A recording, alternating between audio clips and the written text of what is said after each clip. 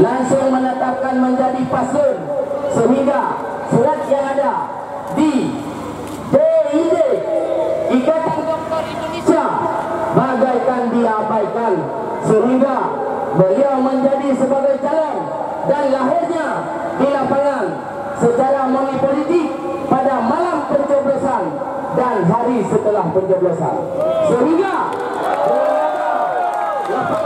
masyarakat, sehingga semua pihak telah membangun untuk memperbaiki. Yang pertama, rakyat Kabupaten Biren, Bapak Kepolisian Biren, dan yang tugas bekerja dalam hal ini adalah Bapak Panwasli Biren.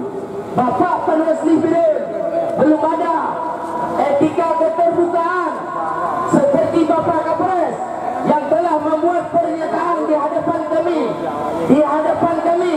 Beliau terbuka, silakan dikoreksi habis-habisan sebelum dapat apabila punya dokumentasi.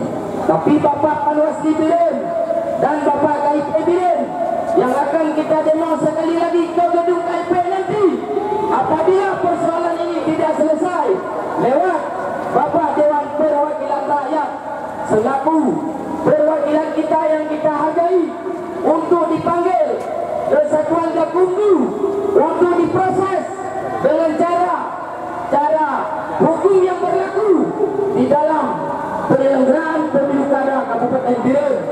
Maka hari ini, wahai Bapak Ketua Dewan, tolong keluar ke hadapan kami, tunjukkan diri di saat Anda mendaftarkan diri sebagai calon Dewan Perwakilan Rakyat, meminta dukungan suara.